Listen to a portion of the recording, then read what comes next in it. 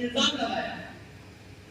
حدیث میں آتا ہے جب تک کہ میں اس سے معافی نہیں مانگوں گا اللہ معاف نہیں کرے گا، کیونکہ یہ بندوں کا حق ہے تہمت لگانا، اور تہمت لگانے والے پر اللہ کی لعنت ہوتی ہے، وہ زندگی بھر پریشان ہے، اس کو خوشی حاصل نہیں ہوتی. حدیث کے اندر آتا ہے اس کا خلاصہ، اگر کوئی انسان کسی پاک دامن عورت پر الزام لگاتا ہے 100 سال تک اگر سجدے میں رہے گا تو پھر اس کی دعا قبول نہیں ہوگی.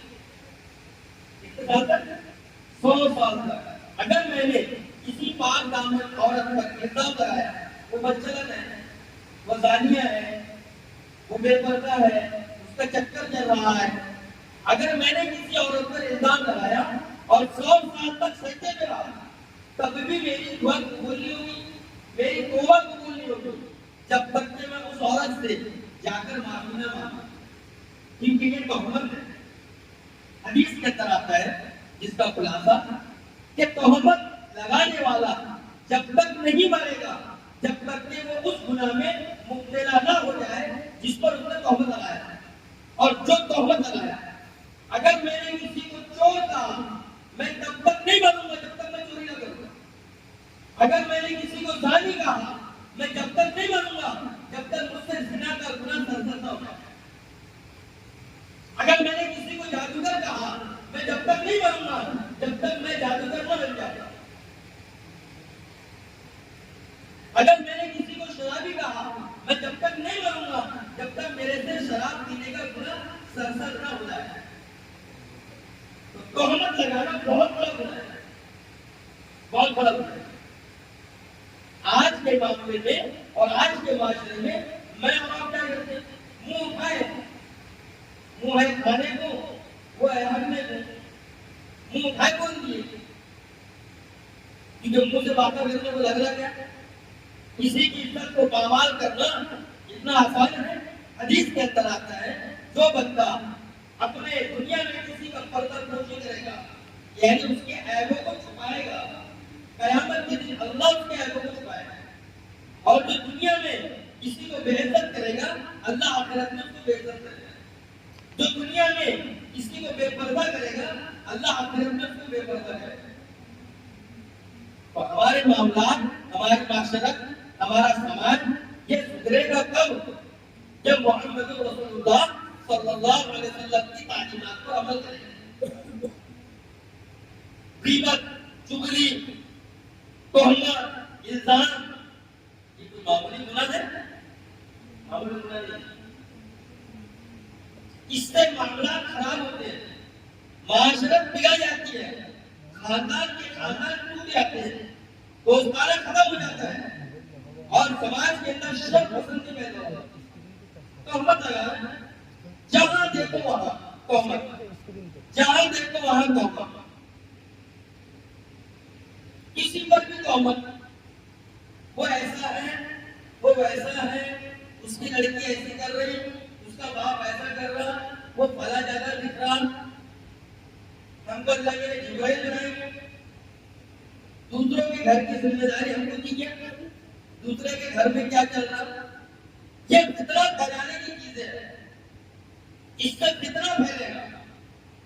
اور الفتنہ تو اشد من القتل، فتنہ جو ہے قتل سے برا ہے. الزام لگانا، تہمت لگانا معمولی گناہ نہیں ہے. کسی پر کوئی تہمت لگا دینا تب تک معافی نہیں ہے جب تک اس سے جا کے معافی نہ مانگے. کتنے حج کر لو، کتنے عمرے کر لو، کتنی نماز پڑھ لو، کتنے ذکر کر لو اور کتنے متقی بن جاؤ، اگر میں نے اور آپ نے کسی پر تہمت لگائی ہے، کسی پاک عورت پر، کسی پاک لڑکی پر، کسی پاک مرد پر، کسی بے قصور انسان پر ہم نے اور میں نے اور آپ نے تہمت لگائی ہے، جب تک کہ معافی نہیں ہے جب تک کہ وہ خود معاف نہ کرے. حدیث کے اندر آتا ہے وہ تب تک نہیں مرے گا جب تک اس تہمت میں مبتلا نہ ہو جائے. سوچو، تب تک نہیں مرے گا. مگر شیطان بڑی آسانی سے کسی کے متعلق کچھ بھی کہنے لگا دیتا ہے. کچھ نہیں، فلاں ایسا ہے. اب فلاں ایسا ہے اس کا ثبوت، اس کی گواہی فرشتوں نے تو نہیں دیا. اس لیے حدیث کے اندر آتا ہے اگر دنیا میں کسی سینگ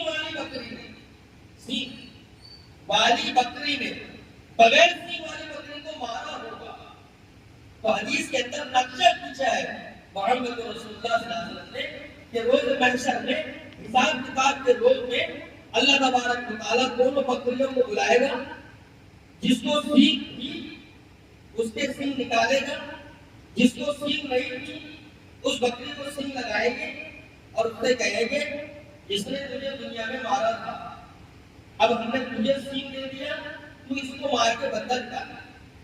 اب وہ اس کو مارے گی، بدلہ ختم ہوگا، ان کو ترابا اور وہ مٹی ہو جائے گا، ختم ہو جائے گا.